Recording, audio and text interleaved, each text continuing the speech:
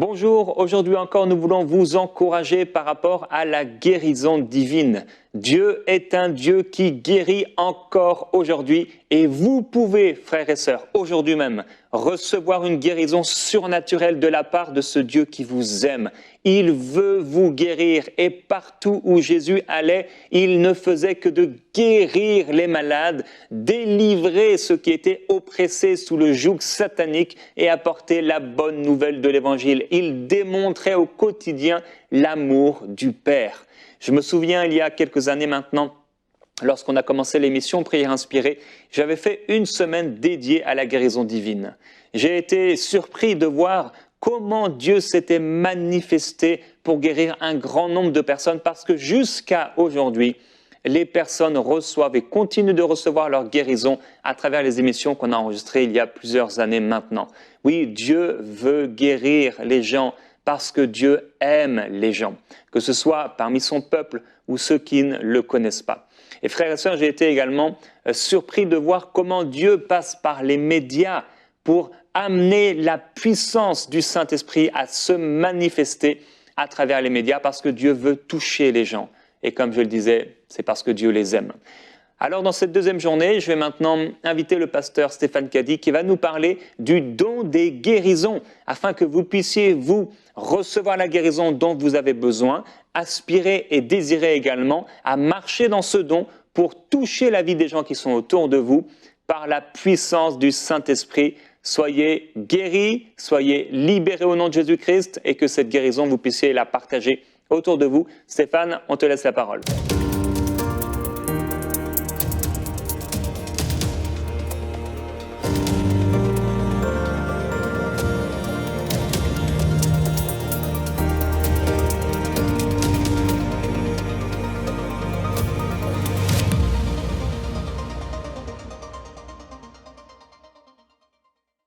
Bonjour et bienvenue à l'émission Prière inspirée. Je suis le pasteur Stéphane Caddy. On se retrouve toute la semaine autour du thème de la guérison divine. Et je veux encore remercier mon ami, le prophète Jérémy Soudril, pour la confiance qu'il me fait de partager avec vous cette semaine de prière inspirée.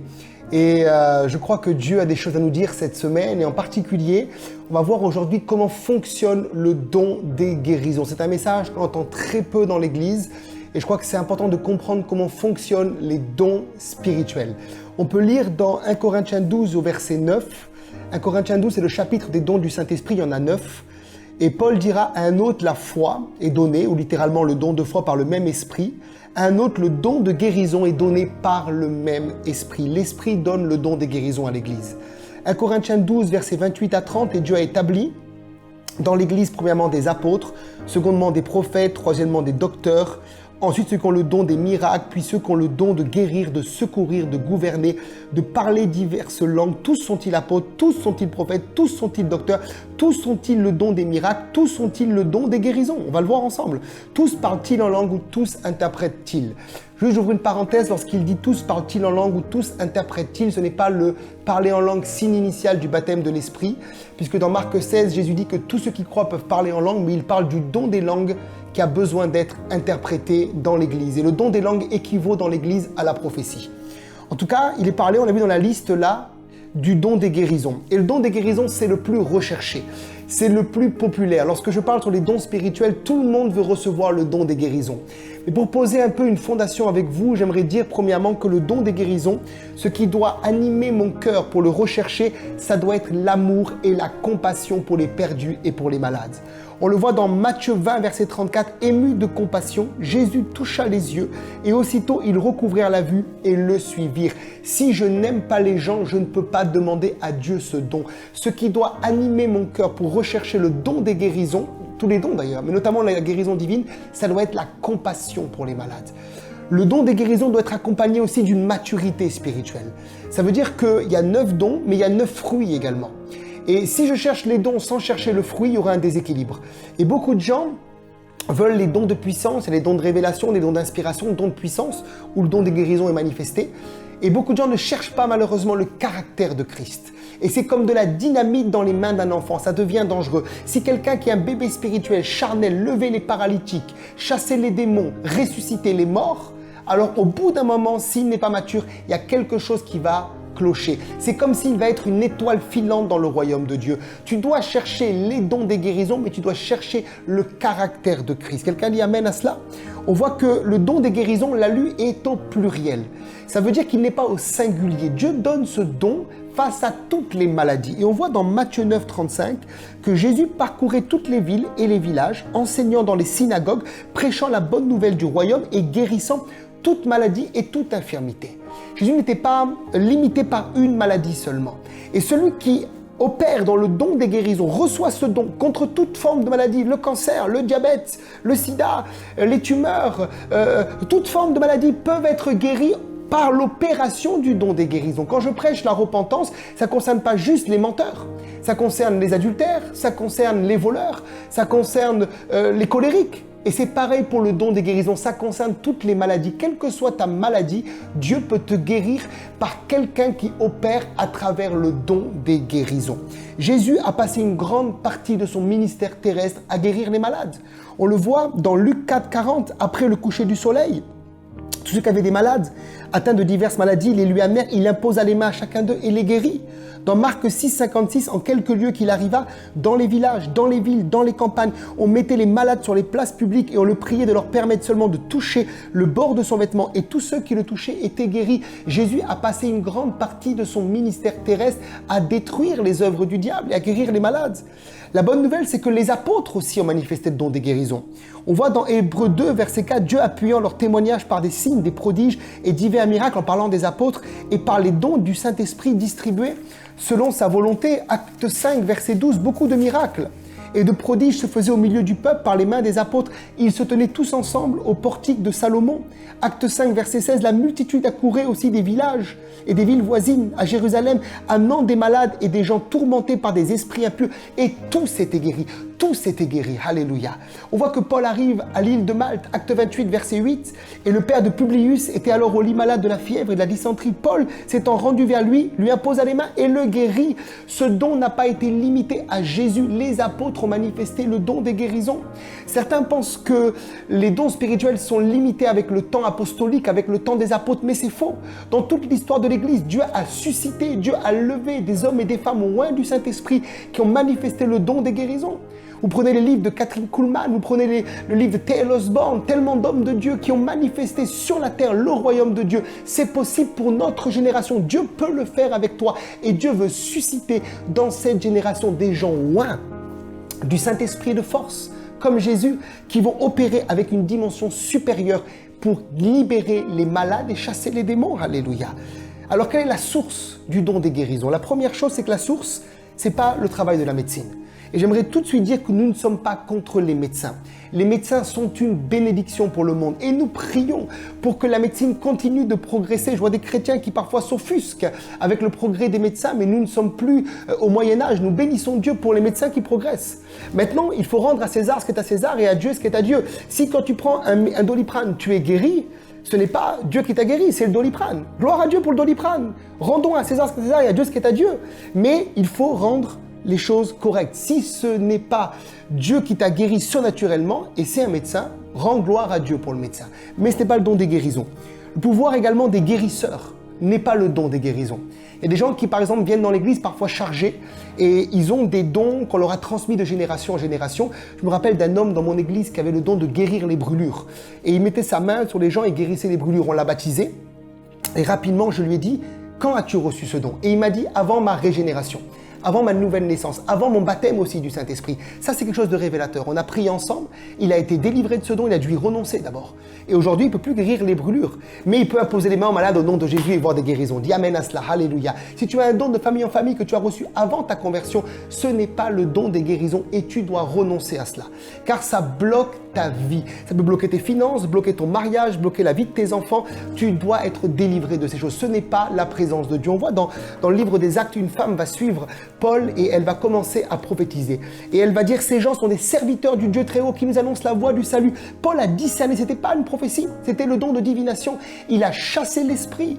Et s'il y a des choses qui sont dans ta vie comme ça, qui viennent de la famille générationnelle, tu dois t'en libérer dans le nom de Jésus. Prie avec un serviteur de Dieu et t'en libérer. Alléluia. Ce n'est pas le don des guérisons. Alors maintenant, la prière de la foi n'est pas non plus le don des guérisons. Je vais m'expliquer. Dans Jacques 5, versets 14 et 15, il dit « Quelqu'un parmi vous est-il malade ?» Ça, c'est très biblique. Qu'il appelle les anciens de l'Église, que les anciens prient pour lui en loignant d'huile au nom du Seigneur. La prière de la foi sauvera le malade et le Seigneur le relèvera. Et s'il a commis des péchés, il lui sera pardonné. Jésus va dire également dans Marc 16, verset 18, « Ils saisiront des serpents. » En parlant des disciples, s'ils boivent quelques breuvages mortels, ils ne leur feront point de mal et ils imposeront les mains aux malades et les malades seront guéris. Nous sommes tous appelés à prier pour les malades. Nous sommes tous appelés à voir des guérisons par ce qu'on appelle la prière de la foi. Dans l'Église, bien sûr, Dieu a mis une hiérarchie, c'est les anciens qui oignent d'huile les malades, mais on peut tous prier pour un malade sur notre lieu de travail. On peut tous imposer les mains à un voisin, mais on n'a pas tous forcément le don des guérisons et on ne voit pas tous forcément le don des guérisons opérer à travers notre guérison. Quelle est la différence entre le don des guérisons et la prière de la foi? Celui qui a le don des guérisons voit de multiples guérisons. Et Paul le dit en Corinthiens 12, verset 30, tous ont-ils le don des guérisons? Tous parlent-ils en langue? Tous interprètent-ils? On n'a pas tous ce don-là, mais on peut tous prier pour les malades. Dites amen à cela. Si tu es un disciple, même un bébé spirituel et que tu es rempli du Saint-Esprit, que tu marches en règle avec Dieu, que tu as l'autorité du Seigneur, tu peux voir des guérisons. Moi, j'étais un enfant, les gens appelaient chez mon père est pasteur, pour recevoir la prière. Mon père était pas là, j'avais 12 ans. Et je répondais moi au téléphone et je disais aux gens, mon père n'est pas là, mais je suis là. Et je priais pour les gens à 12 ans et ils étaient guéris. Dieu n'est pas limité, c'est la prière de la foi. Mais ce n'est pas le don des guérisons forcément. Le don des guérisons, c'est quelque chose de supérieur. C'est quelque chose qui fait que tu as de multiples guérisons et les gens peuvent attester, cette personne-là a le don des guérisons. Je me rappelle d'un témoignage d'un évangéliste qui vivait dans une région de France, qui avait le don des guérisons et dès le matin à 8h, il y avait une queue de malades devant sa maison. Les gens attendaient pour recevoir la prière de guérison. C'était plus qu'une prière par la foi, c'était un don qui se manifestait surnaturel sur sa vie.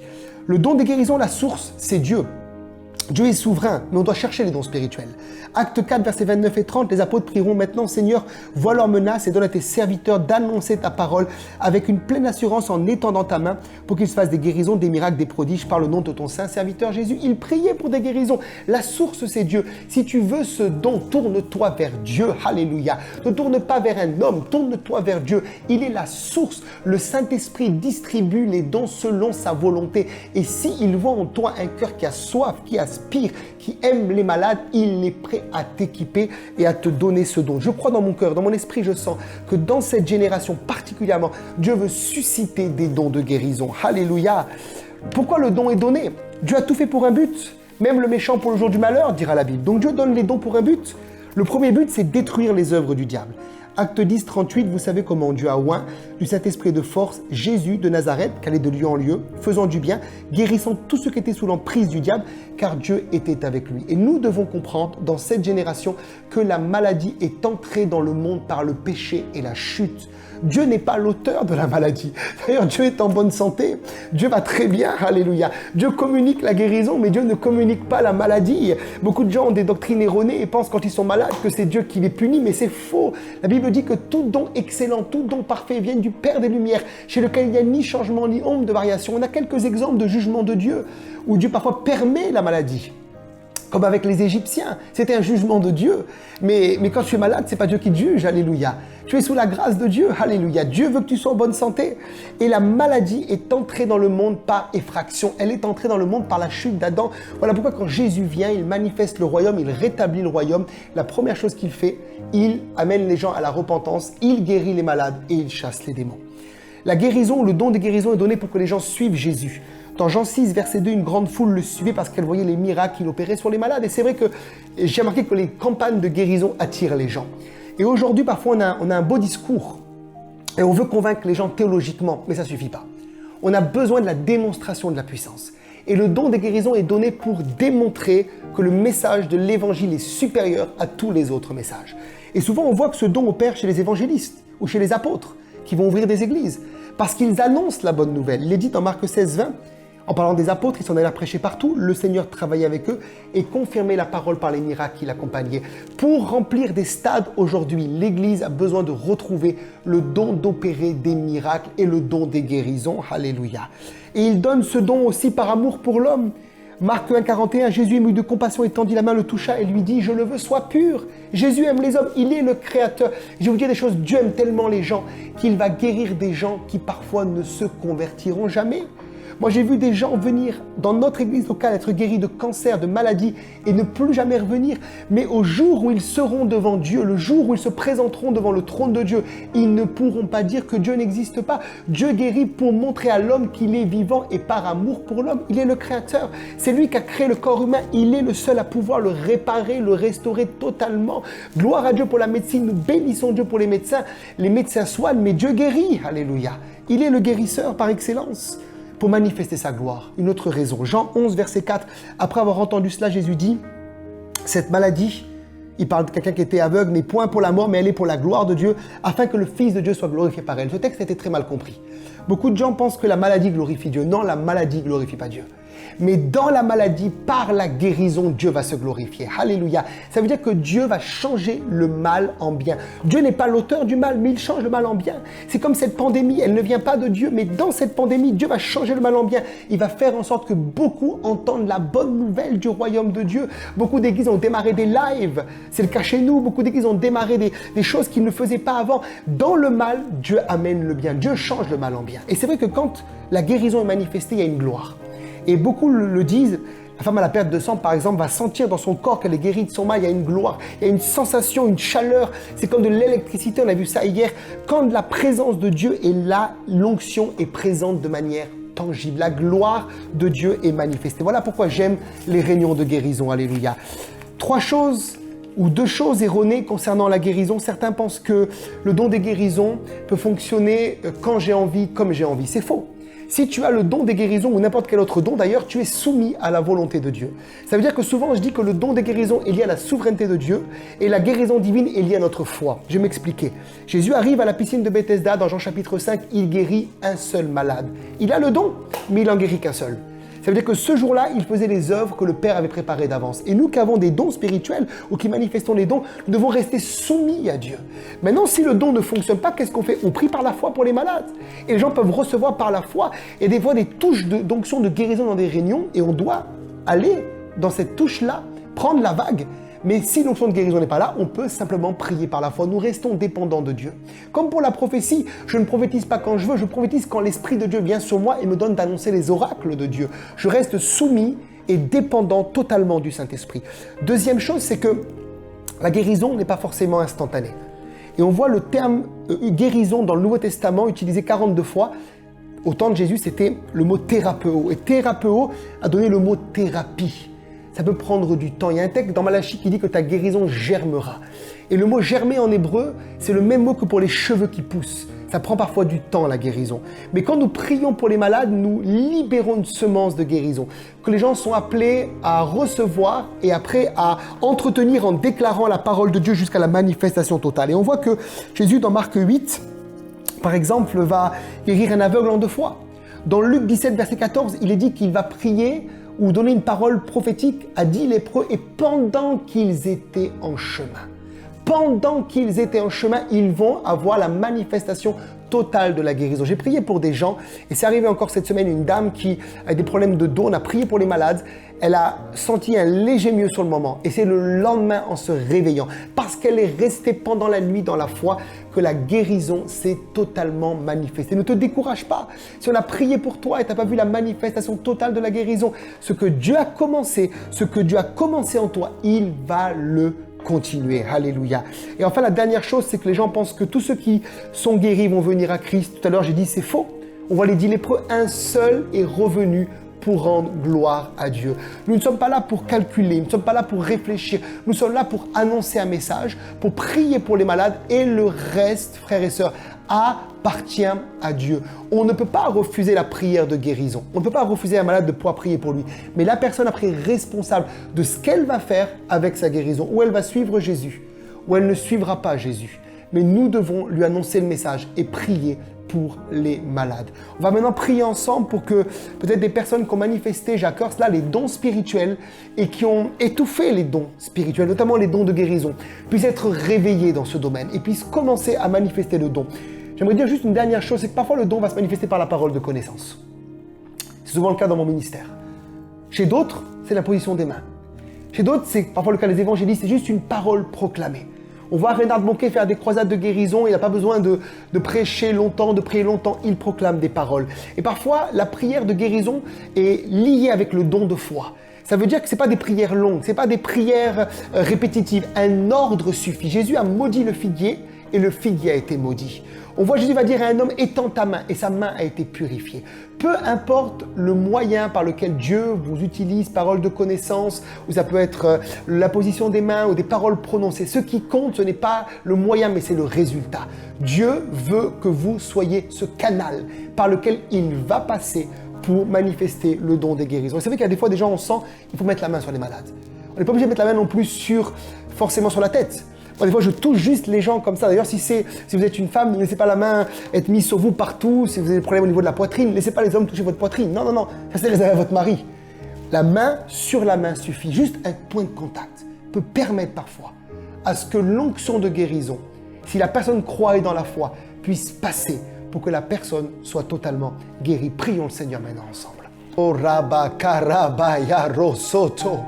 Rabba Baba Shindo Rinda Kindo Lobele Babaya. Oh Rabba Santa, Seigneur, ton Église te demande pardon. L'Église vient à tes pieds, Seigneur. Parce que l'Église a méprisé, Seigneur, parfois les dons que tu as donnés pour opérer dans le surnaturel. L'Église, Seigneur, a voulu faire par ses propres forces. L'Église, Seigneur, s'est crue plus forte que Dieu. Elle a voulu opérer par des moyens, Seigneur, philosophiques, Seigneur, théologiques, en méprisant parfois, oh, alléluia, les dons du Saint-Esprit distribués selon ta volonté. Et je déclare que ce que tu as distribué aux apôtres, tu nous le distribues à nous maintenant, l'Église d'aujourd'hui, dans cette dispensation. Nous nous attendons à voir la gloire et la grâce de Dieu. Raya Baba Kindo Rigazoro do Ribaba Shanda Magada. Est-ce que tu peux parler en langue derrière ton écran? Je sens que l'Esprit de Dieu est là. Oh, il y a une chaleur dans ce lieu. Il y a quelque chose qui est là maintenant. Commence à prier dans des nouvelles langues. Je vois dans mon esprit Dieu qui déterre maintenant des dons. Il déterre des talents. Des gens qui ont oublié. Vous avez reçu des paroles de connaissance, des paroles de sagesse, vous avez méprisé cela, vous avez mis de côté la voix de Dieu et Dieu vous a parlé concernant des personnes pour prier pour eux, sur votre lieu de travail, avec votre voisinage, dans un avion, vous avez pris l'avion, vous deviez prier pour des gens, Dieu vous a parlé sur votre voisin dans l'avion, vous ne l'avez pas fait, maintenant commence à prier en langue, je prie pour vous. Je prie maintenant au nom de Jésus, Seigneur, je prie maintenant, Père, que ces personnes là où elles sont, soient à nouveau saisies par ce feu, par cette compassion, par cette visitation de Dieu pour aller maintenant et libérer les dons que tu as reçus. Oh, les dons, Seigneur, en grec, c'est charisma, faveur imméritée. Nous ne méritons pas cela, mais tu nous fais grâce. Tu nous donnes la faveur d'être utilisés maintenant dans la moisson avec les dons de guérison, avec de la dynamite, avec du feu, avec de la puissance, avec de l'onction. Paul dira à l'église de Corinthe, ce n'est pas simplement par des paroles, mais une démonstration de puissance et d'esprit que je suis venu vers vous. Et je prie pour vous qui avez enterré ce talon, qu'il soit déterré maintenant là où vous êtes, dans le nom de Jésus. Recevez. Je prie pour vous. Recevez maintenant. Recevez dans le nom de Jésus. Recevez par la puissance du Saint-Esprit. Que maintenant quelque chose soit réveillé, quelque chose soit maintenant déterré dans le nom de Jésus. Je vois des personnes qui ont des problèmes de peau, me dit le Seigneur. Karamata. Tu passes des crèmes, me dit le Seigneur. Tu passes des savons sur toi pour enlever les problèmes de peau, des problèmes liés au psoriasis, me dit le Seigneur, particulièrement. Maintenant, mets la main sur ta peau. Karamata kata, rakasata. Que la peau redevienne saine au nom de Jésus. Maintenant, je vois des personnes qui ont des problèmes de peau au niveau des jambes là. Ici, il y a comme des problèmes de peau sur tes jambes. Mets la main maintenant. Koramasata, rikazodo. Que la peau redevienne saine au nom puissant du Seigneur Jésus. Nous libérons l'onction. Je vois des personnes me disent, Seigneur, qui ont des problèmes au niveau des yeux. Mets tes mains sur les deux yeux maintenant.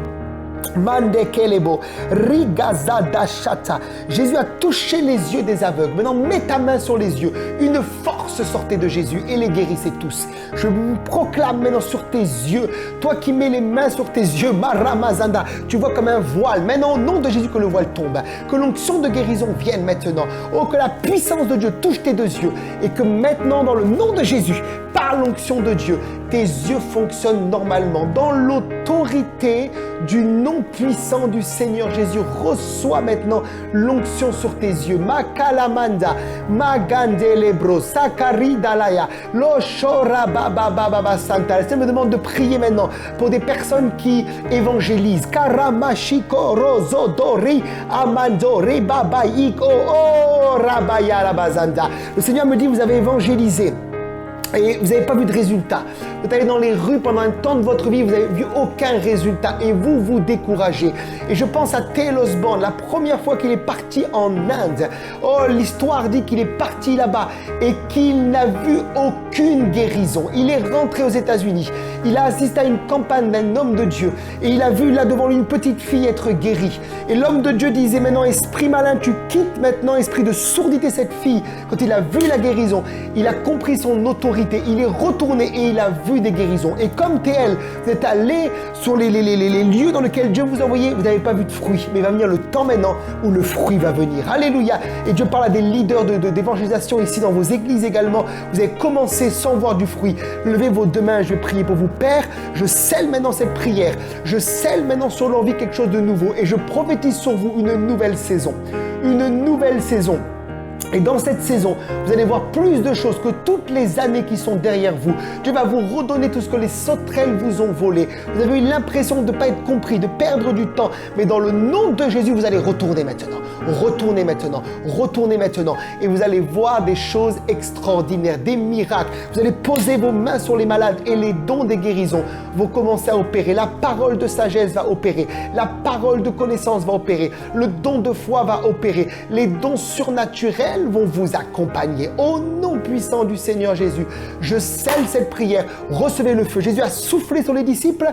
Il leur a dit, allez, recevez. Ceux à qui vous pardonnerez les péchés seront pardonnés. Je prie pour vous que là où vous êtes, le Seigneur souffle sur vous et que vous alliez, que vous retourniez dans les rues et que là où vous êtes, vous puissiez voir la manifestation surnaturelle de Dieu. Parfois, Dieu permet que pendant un temps, on évangélise et qu'on ne voit rien. Pourquoi? Parce que Dieu, des fois, va détruire en nous une forme d'orgueil, parce qu'on veut faire sans lui.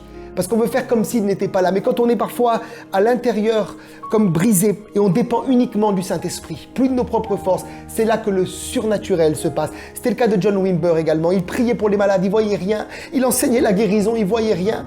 Et puis un jour, il n'y croyait plus. On l'a appelé pour prier pour une enfant. Il a prié, l'enfant a été guéri. Et là, le don des guérisons a commencé à se manifester. Quand tu penses que c'est fini, c'est là que tout commence. Alléluia. Quand tu penses que c'est fini, c'est là que tout commence. Alléluia. Tu as besoin de retourner. Retourne. Ouvre ta bouche. Et le Seigneur la remplira. Que le Seigneur vous bénisse. Certains, Dieu a commencé quelque chose. Ne vous arrêtez pas. Vous êtes responsable du feu que Dieu a allumé. Continuez à parler en langue, continuez à prier, continuez à déclarer, continuez à proclamer. Et ce que Dieu a commencé, il va le continuer. Et même si dans ton église, tu n'es pas compris, reste soumis, reste loyal, mais continue à persévérer. Le temps viendra où l'autorité de Dieu sera tellement claire sur ta vie qu'on pourra dire oui, Dieu est avec cette personne. Reste fidèle. Reste fidèle, Dieu t'élèvera, mais il t'élèvera au temps convenable, non pas comme toi tu le veux, mais comme lui le veut et comme lui l'a choisi. On se retrouve demain sur le thème « Il n'est jamais trop tard » pour recevoir sa guérison. Que le Seigneur vous bénisse. Merci Stéphane pour ce message et merci pour ce temps de prière également. Frères et sœurs, je veux vous encourager à lever les yeux vers le Seigneur, celui qui guérit, à lever les mains vers lui en vraiment reconnaissance par rapport à ce don de guérison qu'il veut manifester et son amour pour vous. Levons les mains vers le Seigneur en reconnaissance de son amour pour nous et la puissance de la guérison qui est relâchée dans nos corps par le Saint-Esprit. Soyez guéris au nom du Seigneur et que nous puissions voir dans nos vies ce don des guérisons en manifestation pour nos propres vies, mais également pour les gens qui sont autour de nous et qui souffrent dans le nom du Seigneur. On se retrouve demain avec le pasteur Stéphane Kadi dans Prière Inspirée.